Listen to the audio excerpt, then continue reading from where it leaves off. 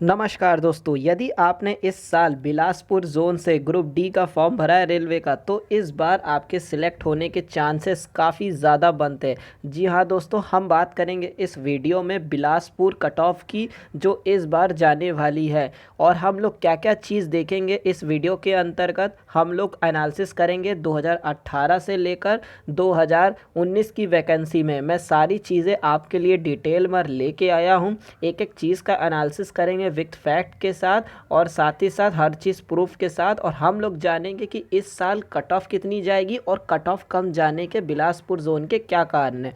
तो यदि आपने बिलासपुर जोन से फॉर्म भरा है तो इस वीडियो को पूरा अंत तक देखिएगा, और इसमें मैं आखिरी में आपको टिप भी देने वाला हूँ कि कैसे आप उस स्कोर को आराम से अचीव कर सकते हैं। ठीक है दोस्तों, बट वीडियो को शुरू करने से पहले मैं आपसे कुछ कहना चाहूँगा।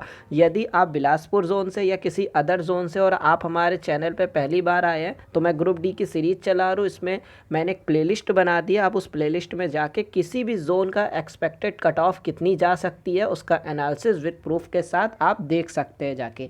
ठीक है, वो एनालिसिस जो है आपको प्लेलिस्ट में मिल जाएगी। अब चलिए बात करते हैं बिलासपुर जोन की। तो बिलासपुर जोन में दोस्तों 2018 की वैकेंसी 2019 की वैकेंसी का कंपैरिजन करेंगे। सबसे पहले हम लोग जो है वैकेंसी पे बात करेंगे, टोटल फॉर्म फिलअप, कंपटीशन, और देन आखिरी में कट ऑफ, देन नॉर्मलाइजेशन। इन सब चीज़ों पे मुद्दों पर बात करेंगे। तो चलिए सबसे पहले हम देखते हैं कि क्या आपकी जो है 2018 में और 2019 में क्या कंपैरिजन है। एक बार हम लोग देख लेते हैं वैकेंसी को। तो 2018 में जब वैकेंसी आई थी, तब वैकेंसी जब ये फॉर्म भरे गए थे तो इसमें टोटल वैकेंसी आई थी कितनी, 1159 वैकेंसी आई थी। मैं आपके लिए जो है ऑफिशियली जो है नोटिफिकेशन का वैकेंसी चार्ट लेकर आया हूं, ताकि आपको कोई प्रॉब्लम ना हो, हर चीज़ प्रूफ के साथ। जैसे कि मैंने यहाँ पे इंडिकेट कर दिया, 1160 वैकेंसी थी जो कि बिलासपुर जोन की थी। इसमें सब आप जर्नल वगैरह सबकी चीज़ की पोस्टें देख सकते हैं। ठीक है, और टोटल फॉर्म कितने भरे गए थे? टोटल फॉर्म भरे गए थे दोस्तों 4,70,000। उस समय जब वैकेंसी आई थी तो टोटल लास्ट डेट तक 4,70,000 फॉर्म भरे गए थे, ऐसा ऑफिशियल डेटा रेलवे ने दिया था। और इसी हिसाब से अगर हम लोग सीट पर कंपटीशन देख लेते तो कितना हो जाएगा, तो एक सीट पे जो कंपटीशन आपका बैठेगा वो बैठेगा 405। ठीक है, अब 2019 का हम लोग कंपैरिजन कर लेते हैं कि इन दोनों के बीच में क्या अंतर है। 2019 में जो वैकेंसी आई है, ठीक है, बिलासपुर जोन से साउथ ईस्ट सेंट्रल रेलवे जिसे हम कहते हैं, 1664 वैकेंसी आई है, जो कि पिछले बार के मुकाबले ज़्यादा वैकेंसी है। टोटल फॉर्म कितने भरे गए थे? 2,83,000 से ज़्यादा फॉर्म भरे गए थे। और सीट पर कंपटीशन इस हिसाब से अगर हम डिवाइड लगाते हैं तो 170 का सीट पर कंपटीशन होता है। तो चलिए अब हम लोगों ने जान लिया 2018 और 2019 का वैकेंसी। लेकिन हम लोग 2019 में कुछ चीज़ें देख लेते हैं। 2019 में जो फॉर्म भरे गए थे, टोटल कितने फॉर्म भरे गए थे बिलासपुर जोन से, ये मैंने आपको बताया था। 2 लाख से ज़्यादा फॉर्म भरे गए थे, 2,80,000 से ज़्यादा। तो आप देख पा रहे होंगे इसमें 2,83,221 ये ऑफिशियली जो है, ये जिन लोगों ने फॉर्म भरा था, और ये रात के 12 बजे से पहले लास्ट डेट का ये लिया हुआ स्क्रीनशॉट है जब रजिस्ट्रेशन किया गया था। शुरू के जो 4 नंबर आप देख पा रहे होंगे 1210, ये इसका जोनल कोड है बिलासपुर जोन का। तो आप ये ध्यान रखिएगा, ये मैंने आपको प्रूफ के तौर पे दिखा दिया है। बिलासपुर जोन में मैंने आपको बता दिया total vacancy, total form fill up, वो एक सीट पे कॉम्पिटिशन। देन अब हम लोग इसकी वैकेंसी टेबल चार्ट में चलते हैं। अगर आप इसमें देखेंगे, थोड़ा मैं जूम कर देता हूँ, और इसमें टोटल वैकेंसी 1664 है बिलासपुर जोन की, साउथ ईस्ट सेंट्रल रेलवे की, जैसा कि आप देख पा रहे हैं। ठीक है, अब पिछले बार के मुकाबले कितनी वैकेंसी ज़्यादा बढ़ के आई है? इस बार 505 वैकेंसी बढ़ के आई है। ठीक है, 505 वैकेंसी बढ़ के आई है। अगर हम बात करेंगे एक बार फिर से, तो वैकेंसी में हम लोग क्या करेंगे? वैकेंसी में हम लोग को बेनिफिट हुआ है, कितने का बेनिफिट हुआ? पिछले बार से ज़्यादा इस बार 505 सीटें आपकी बढ़ गई है। अगर आप इसको घटाएंगे तो 505 सीटें आपकी बढ़ गई हैं। टोटल फॉर्म पिछले बार से कितने कम हैं? तो आप देख पा रहे होंगे टोटल पिछले बार से फॉर्म कम हुए हैं, और फॉर्म लगभग जो है 1,86,769, इतनी वैकेंसी जो है टोटल आपके फॉर्म कम भरे गए हैं। ये मैं आपको जो है एक तरफ से बता दिया है मैंने। अब देखिए कुछ इंपॉर्टेंट बातें बिलासपुर जोन वालों के लिए इस बार दोस्तों बहुत ही गोल्डन चांस है। बिलासपुर से भरने वालों के लिए इस बार सिलेक्शन का परसेंटेज काफ़ी ज़्यादा बढ़ गया है। क्यों ये बढ़ गया है, इसके कुछ कारण है। पिछले बार का हम लोग पहले कट ऑफ देख लेते हैं, फिर हम लोग तुलना करेंगे कि इस बार कट ऑफ क्या जाने वाली है और कट ऑफ कम जाने का हम लोग रीज़न भी बात करेंगे। ठीक है, सबसे पहले मैं ऑफिशियली कट ऑफ लेकर आया हूँ, जैसा कि आप अपने स्क्रीन पे देख पा रहे होंगे। ये बिलासपुर जोन की कट ऑफ है। पिछले बार जनरल कैंडिडेट की जो कट ऑफ गई थी, जनरल कम्युनिटी की 70 गई थी, 70.22, ओबीसी की 66.07, एससी की 59.50 और एसटी की 52.73 आपका क्या गया था, कट ऑफ गया था। और ईडब्ल्यूएस का सिस्टम इस बार से लागू हुआ है, तो हम लोग इसके बारे में भी थोड़ी सी बात करेंगे, पर थोड़ी देर में बात करेंगे। चलिए, अब हम लोग जानते ये कि आपने तो कट ऑफ देख ली कि ये पिछले साल की कट ऑफ है। अब एक्सपेक्टेड कट ऑफ कितनी जा सकती है हम लोग ये भी देख लेते हैं बिलासपुर जोन वालों के लिए। तो बिलासपुर जोन से पहले एक्सपेक्टेड कट ऑफ बताने से पहले मैं ये चीज़ें बताऊंगा कि कट ऑफ जाने के कम कारण क्या है, जिसकी वजह से आपके कट ऑफ कम जाएगी और कितनी रहेगी। देखिए, कट ऑफ जाने का कम कारण सबसे पहले हम लोग फॉर्म को देखेंगे कि पिछले बार के मुकाबले इस बार जो फॉर्म भरे गए थे वो काफ़ी कम भरे गए हैं। 1,86,769, ठीक है, इतने फॉर्म भरे गए थे, माफ़ कीजिएगा 79,79 होगा। देन अगर इसमें देखेंगे नंबर ऑफ़ पोस्ट कितनी ज़्यादा बढ़ गई थी, तो मैंने आपको जैसे कि बताना चाहूँगा कि 505 पद ज़्यादा है, जिसका आपको कट ऑफ में इंक्रीजिंग फैक्ट देखने को मिलेगा। कट ऑफ जो है आपकी कम जाएगी, ठीक है, मतलब कम जाएगी आपकी।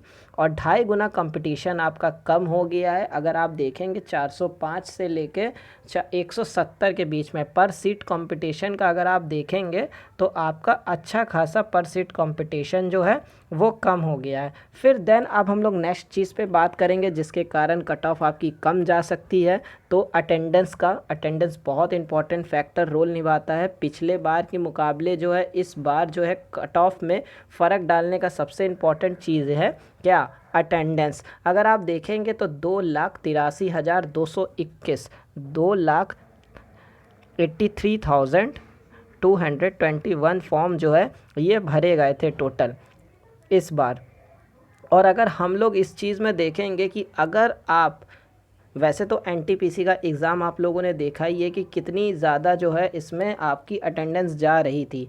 और कोई भी एग्ज़ाम होता है और ख़ासकर रेलवे के एग्ज़ाम बात करेंगे कि इस बार जो अटेंडेंस गई थी वो 40% से लेके 48-50% के बीच ही आपकी हर जगह पे क्या रही, आपकी अटेंडेंस रही। इस अटेंडेंस कम होने के कारण भी आप देखिएगा कट ऑफ कम जाने का कारण बनेगा एनटीपीसी में, ठीक है। पेपर का लेवल बहुत डिपेंड करता है इसके मामले में, तो उसके बारे में भी मैं बाद में बात करूँगा। लेकिन अगर ये मान लीजिए कि अगर आपकी जो है अटेंडेंस इस बार ऐसे ही रहती है 50% से लेके 55% के बीच में, तो डायरेक्टली आपका जो है सीधे कट ऑफ कम जाने पर असर पड़ेगा, जिससे आपका क्या होगा, पर सीट कंपटीशन भी कम हो जाएगा। 235 कैंडिडेट पर सीट कंपटीशन आपका कम होगा, यानी कि अगर 50% के हिसाब से अगर हम इसको चेक करते हैं, आप एक जोन में 170 लोग फाइट कर रहे थे, लेकिन अगर अब हम लोग इसको कम कर देते हैं, ठीक है, 50%, तो लगभग एक जोन में जो है कम से कम आपको जो है 75 से ज़्यादा जो है स्टूडेंट ही फ़ाइट करते हैं। जैसे मान लीजिए 80 स्टूडेंट ही फ़ाइट करेंगे, क्योंकि कंपटीशन में इतने ही बैठेंगे अगर इतने लोग अब्सेंट हो जाते हैं। तो ये बात आपने जान ली कि अटेंडेंस का बहुत फ़र्क पड़ेगा और बहुत इम्पॉर्टेंट रोल निभाएगा आपके कट ऑफ को कम जाने में, ठीक है। अब हम लोग यहाँ पे बात करेंगे कि और क्या इंपॉर्टेंट मेजर फैक्ट है कट ऑफ कम जाने के बिलासपुर जोन के। तो आपने जैसा देखा ये 2019 से लेकर 2021 के बीच में रेलवे में बहुत ज़्यादा पद भरे गए थे रेलवे की तरफ से, और अभी भी इनकी भर्तियां चल रही है। अगर देखेंगे एएलपी के 64,371, ग्रुप डी के 62,000। मैं ऐसा क्यों कह रहा, क्योंकि अभी भी जो है इसकी वैकेंसी के लिए जो सीटें होती है पूरी तरह से भरी नहीं गई है, और इसके लिए प्रोसेस चल रहा है रेलवे की तरफ से धीरे धीरे इनकी ज्वाइनिंग दी जा रही। तो कहीं ना कहीं देखिए ये फॉर्म तो भरे गए थे लेकिन अभी भी इसके रिज़ल्ट नहीं आए।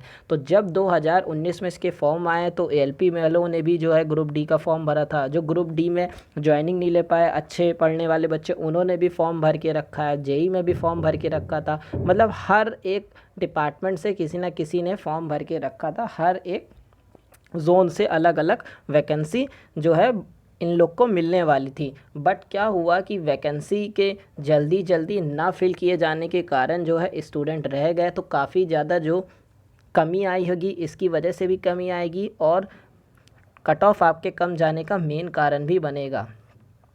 ठीक है, तो ये चीज़ें आप समझ गए, ये बहुत ज़्यादा कारण थे कट ऑफ को कम करने के लिए। अब हम लोग एक्सपेक्टेड कट ऑफ पे चलेंगे।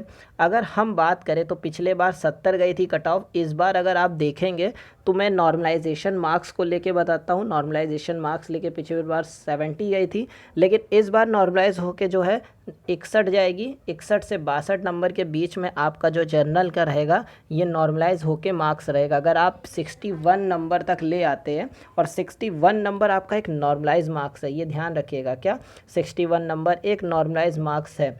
अगर आप इससे, क्योंकि नॉर्मलाइजेशन में तो आप जानते हैं कि पिछले बार नॉर्मलाइजेशन में कम से कम गुवाहाटी जोन से 12 से लेके 15 नंबर के बीच एवरेज नंबर बड़ा था। 12 से लेके 15 नंबर के बीच एवरेज नंबर अगर हम इसमें से घटा देते हैं, अगर हम इसमें से 10 भी घटा के चलते हैं, मान लीजिए, मतलब इस बार नॉर्मलाइजेशन में कम से कम गिरी से गिरी हालत में तो 10 बढ़ेंगे, और अगर 10 भी नहीं बढ़े तो कम से कम 6 से 7 नंबर तो बढ़ेंगे। अगर हम इससे 6 से 7 नंबर अभी अगर इससे लेस कर दें तो आप यहाँ पे देखेंगे कि आपके 55 तक अगर आप रॉ मार्क्स लेके चले आते हैं तो आपका सिलेक्शन होने का चांस है। तो आपको ये मान के चलना पड़ेगा कि अगर आप नॉर्मलाइजेशन में 61 नंबर तक ले आते हैं तो आपके आराम से जॉइनिंग हो जाएगी। पीईटी के लिए आप सिलेक्ट हो जाएंगे। एससी के लिए अगर आप 50 देखेंगे, ओबीसी के लिए 57 नंबर तक ले आते तो आपके लिए चांस होता है। प्लस ईडब्ल्यूएस के लिए 52 नंबर, क्योंकि ईडब्ल्यूएस अभी अभी लेटेस्ट इसमें जो है ऐड हुआ है। पिछले बार में ये नहीं था ग्रुप डी में, और इसके जो फॉर्म भी है टोटल ये भी बहुत कम भरे गए थे, जिसके कारण जो है इसका भी कट ऑफ कम जाने का रीज़न बनता है। अब मैं एक चीज़ बताऊंगा, किसी भी जगह का नॉर्मलाइजेशन मार्क्स, ठीक है, दो चीज़ों पे डिपेंड करता है। ठीक है, नंबर ऑफ़ शिफ्ट पे डिपेंड करता है, और साथ ही साथ जो है नंबर ऑफ़ हार्ड शिफ्ट, जो आपका लेवल क्या होता है एग्ज़ाम का, उस पे डिपेंड करता है। अगर नॉर्मलाइजेशन अच्छा होता है, नॉर्मलाइजेशन अगर एक अच्छी तरह से हो जाता है तो आपका जो है इसमें अच्छा कट ऑफ चला जाता है, मतलब कट ऑफ हाई चला जाता है। और यदि नॉर्मलाइजेशन अच्छे नहीं होते हैं, हार्ड पेपर होता है या मॉडरेट पेपर में होता है, तो आपका कट ऑफ जो होता है वो नीचे चला जाता है। तो ये चीज़ें इस पर डिपेंड करिएगा। लेकिन अगर आप बिल्कुल सेफ़ होना चाहते हैं तो अगर आप रॉ मार्क्स यदि आप 60 के करीब ले आते हैं, 60 के पास ले आते, 58 55 प्लस अगर रॉ मार्क्स ले आते तो गुवाहाटी जोन में आपको सिलेक्शन से कोई नहीं रोक पाएगा।